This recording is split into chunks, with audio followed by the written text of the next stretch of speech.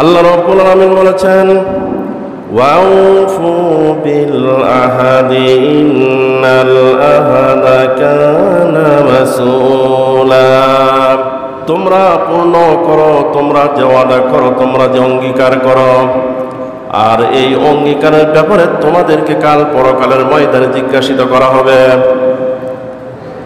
আমার ভাইয়েরা, ওয়াদা, অঙ্গীকার, প্রতিশ্রুতি এমন একটা বিষয়, আল্লাযীনা হুম লিআমানাতিহিম ওয়া আহাদিহিম রাউন।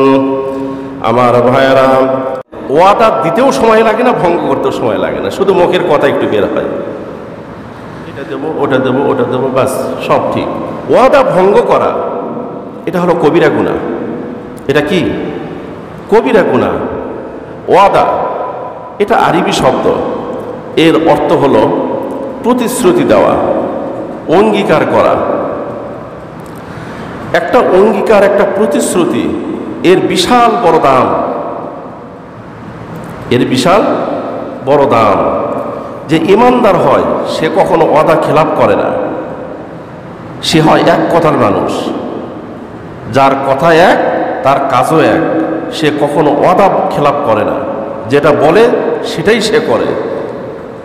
আর ওয়াদা খেলাপ করা, বিশ্বনবী সাল্লাল্লাহু আলাইহি ওয়াসাল্লাম কত বড় কথা বলেছেন যে মান গাশশা ফালাইসা মিন্নি, যার যে প্রতারণা করলো, যে ওয়াদা খেলাপ করলো, প্রতিশ্রুতি ভঙ্গ করলো, সে আমার উম্মতি নয়, সে আমার দলভুক্ত ব্যক্তি নয়। কত বড় কথা। আমার ভাইয়েরা, বিশ্বনবী সাল্লাল্লাহু আলাইহি ওয়াসাল্লাম এমন একজন কাফেরের সাথে চুক্তি হইলেন, একজন কাফের ব্যক্তির সাথে কথা দিলেন মিট হওয়ার জন্য। যে কাফের ব্যক্তিকে বললেন যে তোমার সাথে আগামীকাল অমুক সময়ে অমুক জায়গায় তোমার সাথে দেখা হবে। বিশ্বনবী সাল্লাল্লাহু আলাইহি ওয়াসাল্লাম কাফেরের সাথে মিট হওয়ার জন্য এমন ওয়াদা করার পরে বিশ্বনবী সাল্লাল্লাহু আলাইহি ওয়াসাল্লাম পরের দিনে সেই জায়গায় চলে গেলেন। জায়গায় যাওয়ার পরে দেখলেন সে কাফের ব্যক্তিরা নাই। কাফের ব্যক্তিরা সময় মতো আসতে পারলেন না। তখন বিশ্বনবী সাল্লাল্লাহু আলাইহি সাল্লাম ঠিক পরের দিনে আবার ঠিক সময়ে তিনি ওই জায়গায় চলে গেলেন। যাওয়ার পরেও তিনি দেখলেন যে এই সময়ও তো আজকে ওই সময়ে ওই ব্যক্তিরা আসে নাই। আবারও পরের দিনে চলে গেলেন। এইভাবে একদিন, দুই দিন, তিন দিন বিশ্বনবী সাল্লাল্লাহু আলাইহি ওয়াসাল্লাম বললেন যে ইমানদার আমরা কথা দিয়ে কথা রাখি, কথার বরখেলাপ করি না। বল সুবহানাল্লাহ। এই তো হলো অবস্থা আজকে সমাজ জামাতে।